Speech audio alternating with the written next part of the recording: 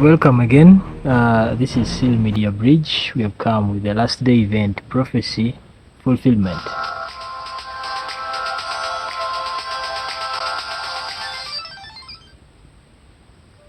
Russian President Vladimir Putin has signed a revised nuclear doctrine, declaring that a conventional attack on Russia by any nation that is supported by nuclear power will be considered a joint attack on his country. States of America. They've poured billions into defending Ukraine. Other Western nations have contributed too, but it's America that has kept this war going. And now America wants to stop. Donald Trump is coming back to power. He says that he wants this war to end immediately. Last day events and Bible prophecy. You are welcome. So we are in a time where the world is not stable. A few days ago, in the newvision.co.ug, it says Biden vows peaceful and orderly transition to Trump. That was on November 07, 2024. The trumpeter Trump is coming back into the seat of the United States, and Biden vowed to have a peaceful transition of power. But what does that mean to Biden? It seems that the peaceful transition of power that we think should be is not what it is. The peace that was being talked about is not the peace in the United States, it is the peace globally. If just a few days after that, Biden did something I hope we can do, no matter who you voted for, is see each other not as adversaries, but as fellow Americans, says President Joe Biden.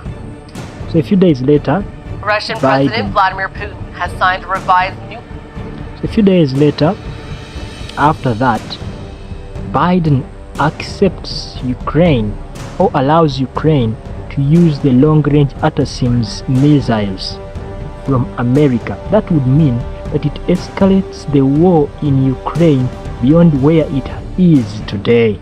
This prompted Putin to sign a new pact, a new doctrine about nuclear in his country. Let's see. Nuclear doctrine, declaring that a conventional attack on Russia by any nation that is supported by nuclear power will be considered a joint attack on his country. Putin's endorsement of the new nuclear deterrent policy comes on the 1,000th day after he sent troops into Ukraine. It also follows U.S. President Joe Biden's decision to let Ukraine strike targets inside Russia with U.S.-supplied long-range missiles. So they are now like 1,000 days since the battle started in February 24th of 2022. But the war has been changing dynamically. Now here is another dynamical change in the complexity of the war in Ukraine. Ukraine having the ability to hit long-range missiles means that the war is just escalating. The peace that we have been talking about of transition is threatened. Where is the world heading today? Let's watch this also.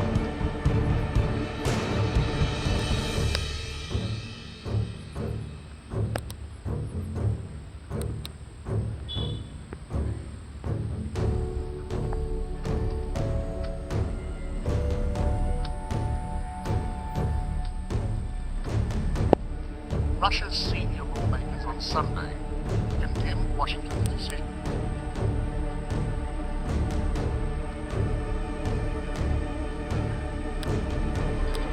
Russia's senior lawmakers on Sunday condemned Washington's decision to allow Ukraine to launch deep strikes into Russian territory using US-supplied long-range missiles, calling it a dangerous escalation that could spiral into a global conflict. The announcement marks a major shift in US policy, raising fears of a wider war. The West has crossed a line, said Andrei Klishas, a member of Russia's Federation Council, adding that such actions risked leaving Ukraine in complete ruins. His comments came after US officials confirmed that Ukraine is now allowed to strike inside Russia, marking a departure from the US' previous stance. So that's where we are as far as the news are concerned. We shall also hear from Palki Sharma of Vantage.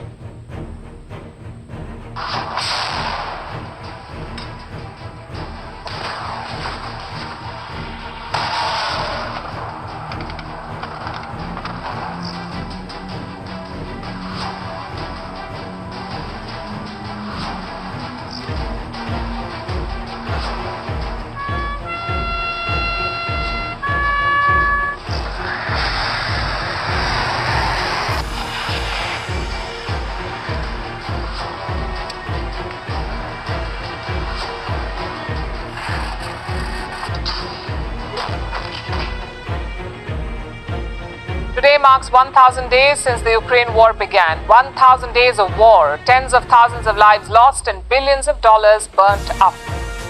This war has cost the world a fortune. We've all paid the price, one way or the other, but some countries have paid far more than everyone else. Countries like the United States of America, they've poured billions into defending Ukraine. Other Western nations have contributed too, but it's America that has kept this war going. And now America wants to stop. Donald Trump is coming back to power. He says that he wants this war to end immediately. So Ukraine and President Volodymyr Zelensky are on a timer. They have till January 20th to do what they can before Trump pulls the plug. They have 2 months. The current US President Joe Biden is firmly in Zelensky's corner. And So that's where we are. World War III, are we on the brink? We have been seeing threats of World War to come, and where does it fit in the prophetic sense? How does it fit into Bible prophecy? And how can we come out of this situation as the world at large? 1 Thessalonians 5 and Matthew 24 Matthew 24, we have a controversy to contrast here and see where the world stands, where it is going, and how each one of us can prepare for that coming crisis. Say it very boldly. You could end this. So we are going to have this interview with Trump before he was voted president. He was asked about the war in Ukraine and how he will end it. Listen to him. Say it very boldly. You could end this Ukrainian-Russia war in 24 hours. Yeah. So I know Zelensky very well because he was very honorable with the fake phone call, impeachment hoax #1. They said I made a phone call to him and I was very threatening. I wasn't at all. I was actually very nice. I was congratulating him on a victory. But when they asked him, they said, were you threatened? He didn't even know what they were talking about. He was very honorable. He could have done grandstand. He said, yeah, I felt threatened. He didn't do that. And as you know, I get along very well with Putin. I would tell Putin, gotta settle. I would tell Zelensky, you gotta settle. I would tell one, you're gonna load up with money. I'd tell the other, you're not gonna get any money. I would get a settlement in 24 hours. Now, it should have never... So, up to January 20, we have the time of war. That marks like a period of 2 months later. Between that time, 60 days, what will happen in the war zone between Ukraine and Russia. But now, as that happens, when President Biden accepted Ukraine to hit its missiles in Russian territory, that escalated the war, and there are threats of World War to come. So how will we stand in this time? Let's listen. How will we see? I will prevent, and very easily, World War III, very easily. Before I even arrive at the Oval Office, I will have the disastrous war between Russia and Ukraine settled. So that saying by Trump puts him at the front of this solution, because he says before he arrives at the front, that means before he swears in, he promises to end that war. But how will he end it? How will he stand in the middle to see that we get an end to this war? Do you want Ukraine to win this war? I want the war to stop. I want to save lives that are being uselessly, people being killed by the millions. It's the millions. It's so much worse than the numbers that you're getting, which are fake numbers. Look, we're in for 250 billion. So he wants to civilize, and you see this war is not only affecting Ukraine and Russia, it is affecting the entire globe. Ukraine was #1 at producing wheat. Now it is destroyed in ruins. That means that the production of wheat in the world has changed, and so escalating prices of things. Russia was good at fuel and gasoline, but now because of this war, tensions have arisen between Russia and the European countries, and we are seeing escalation of prices of things. That puts our economy, the entire global economy, at a shake. Could it lead us to the so-called no buy, no sell period in the book of Revelation chapter 13? This we shall be following up slowly by slowly. So we see now that soon we shall enter into the Trump administration, and it will be Trump as he promises to solve this problem of the Russia-Ukraine war. But in one of his address, Trump says that he's going to take America back to the Bible and you shall listen to his voice as he says that. He says that he wants to take America back to the Bible. What does Trump have to say? This to us? Bible is the King James Version and also includes our founding father documents. Yes, the Constitution, which I'm fighting for every single day, very hard, to keep Americans protected. Also, the Bill of Rights, the Declaration of Independence, and the Pledge of Allegiance are all part of this. God bless the USA Bible, and it's just very important and very important to me. I want to have a lot of people have it. You have to have it for your heart, for your soul. Many of you have never read them and don't know the liberties and rights you have as Americans and how you are being threatened to lose those rights. It's happening all the time. So Trump is promising to take us back to the Bible as the Christian world, and I believe everyone is happy about that, to see that the world goes back to the Bible. He comes to take us to that time when we are with a threat of a world war to happen. World War III. Israel and the Hamas are at loggerheads. Russia, Ukraine at loggerheads. How will the Trumpeters administration come to solve these problems? Trump promises to take us to the Bible. So, speaking about the Bible, we shall go to the Bible to find how this situation fits in today and what we can learn from this as we prepare for the great last showdown. Matthew 24 and 1 Thessalonians chapter 5. Bible says, as Jesus was asked by his disciples, tell us, when shall these things be, and what shall be the sign of thy coming and of the end of the world? So Jesus goes on to give them a multiple of signs. Among the signs he gives these people, he says, and ye shall hear of wars and rumors of wars. See that ye be not troubled, for all these things must come to pass, but the end is not yet. For nation shall arise against nation, and kingdom against nation, and kingdom against kingdom, and there shall be famines and pestilences, and earthquakes in diverse places.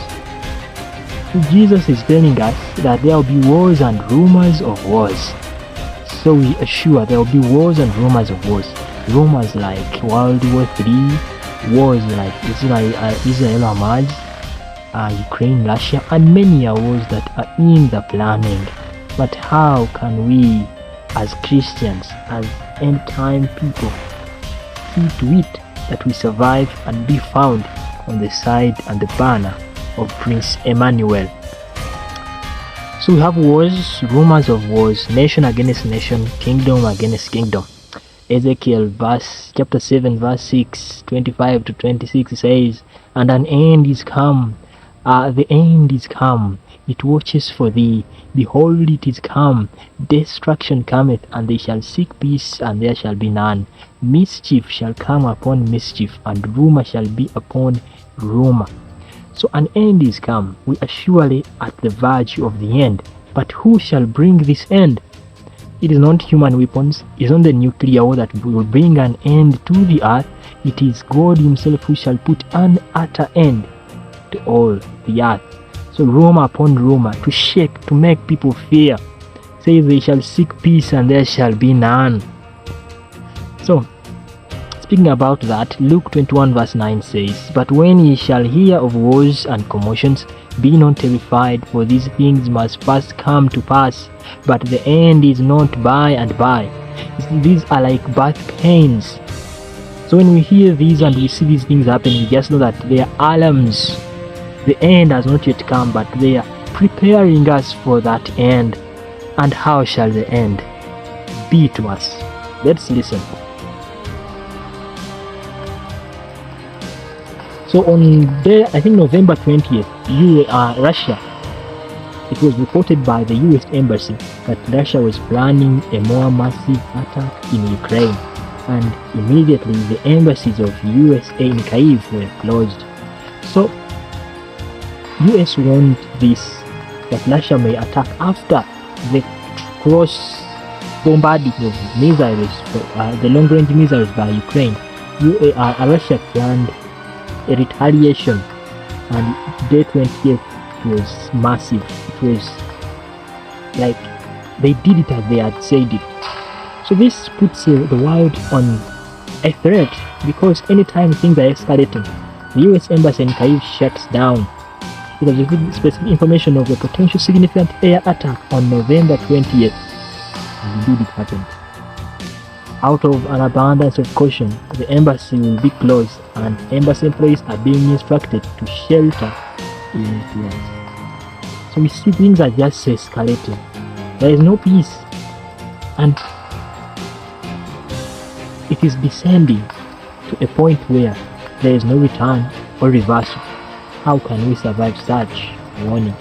The warning comes a day after Ukraine used US assassins as Biden had accepted. So how shall we stand? It seems there is a pile of men who are interested in the bloodshed of others, who are interested in the death of others as we mark the 1000th day of this battle. In just a period of like 90 days we shall be landing on 3 complete years of this severe war. So let's listen to Europe into a war footing. So the West is in shock after Putin unleashes monster missile.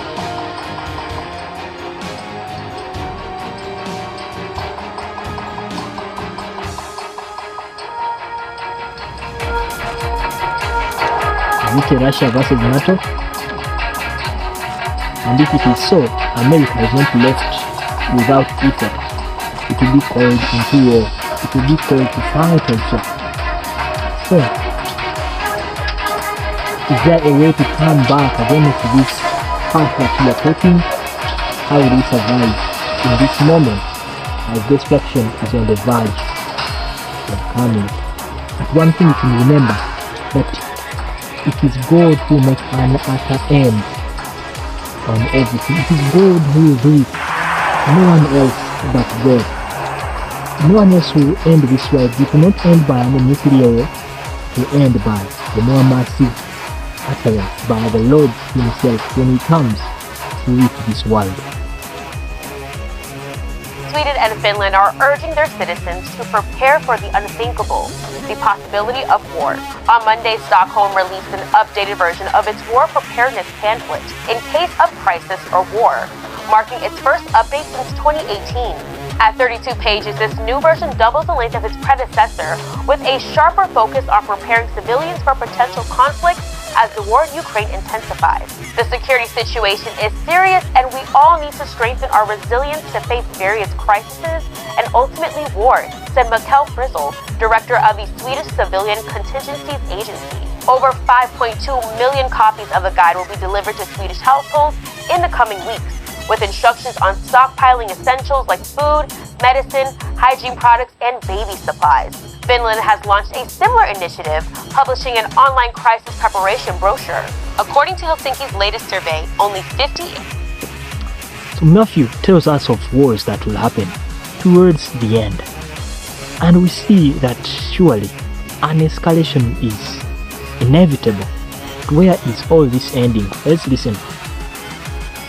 So NATO nations ask citizens to get ready for war, and Sweden distributes over 5 million war preparation leaflets to warn the people, to make them prepare for this war. World War II style instructions after Biden's missile move.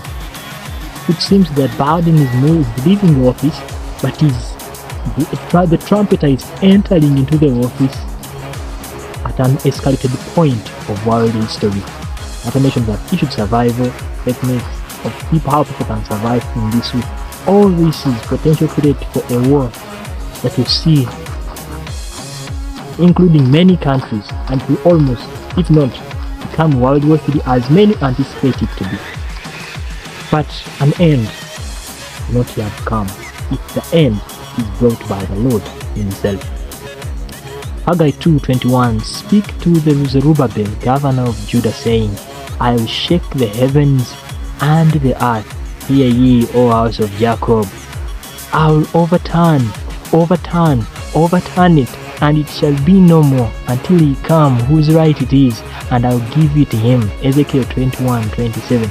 It is the Lord to overturn all this.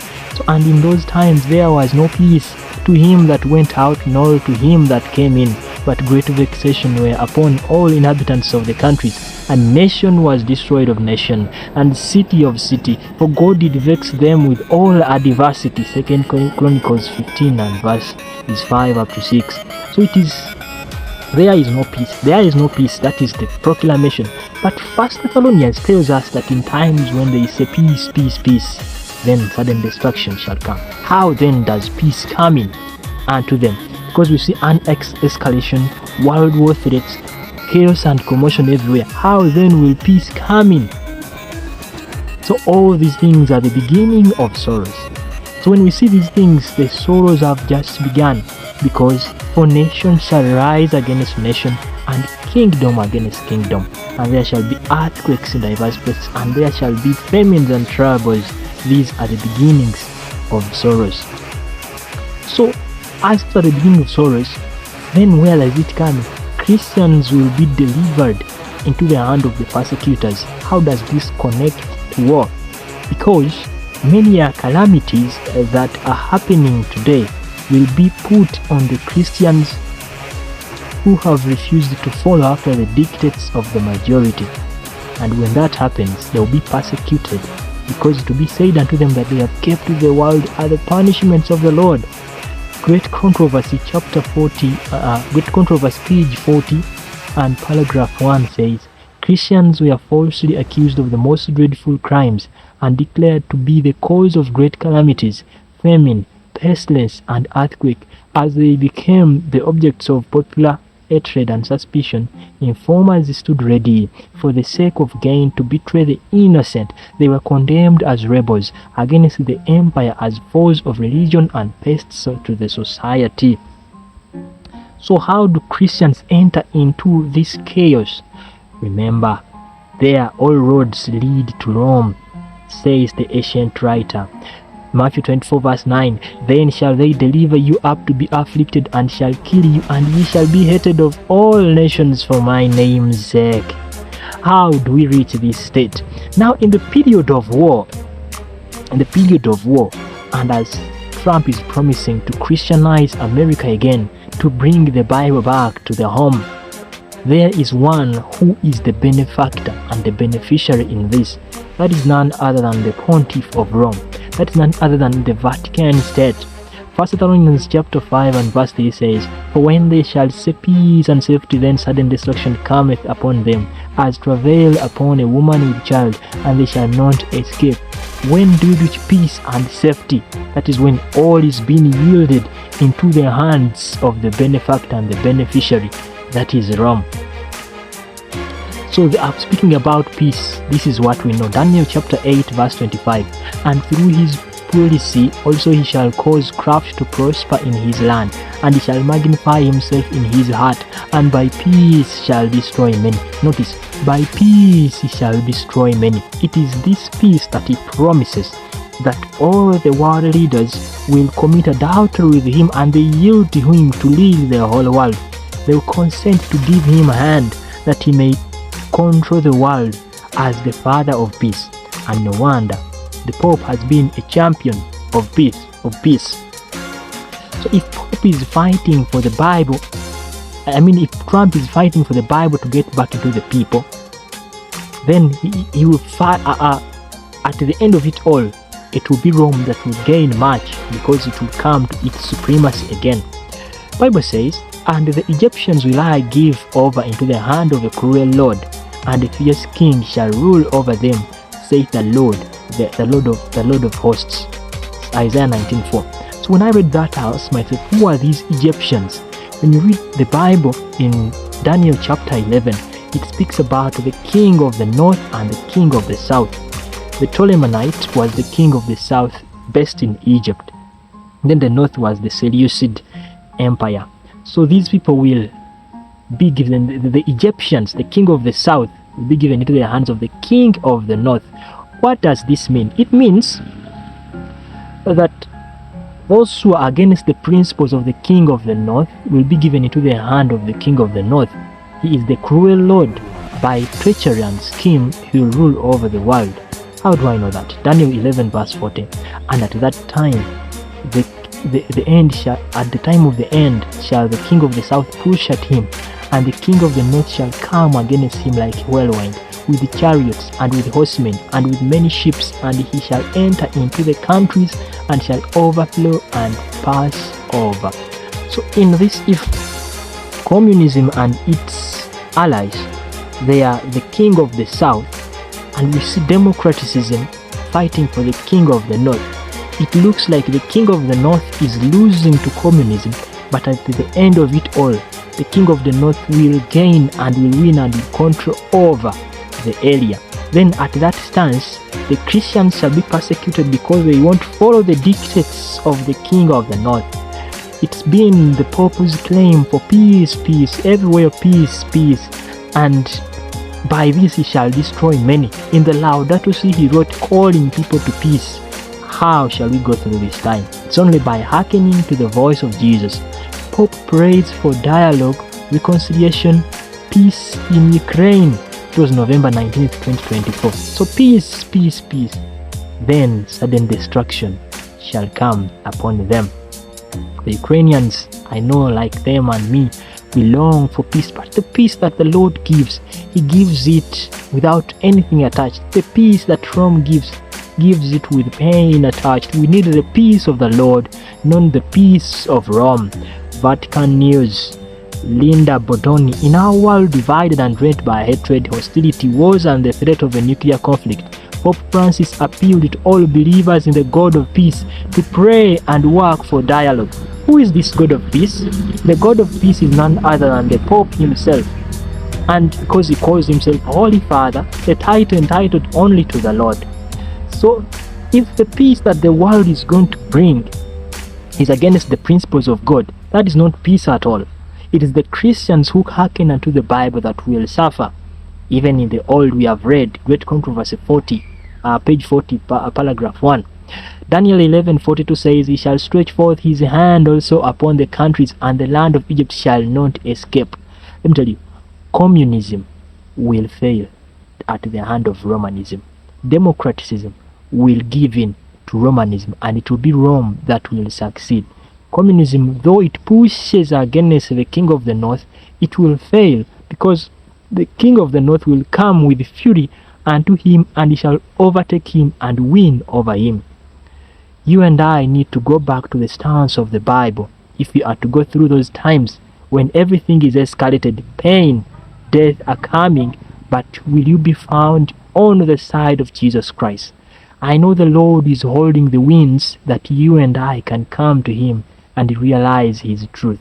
He's holding the winds that they should not hurt the trees and the seas, because he is still calling you to be his witness in this world filled up with war and pain and tears. May God bless you.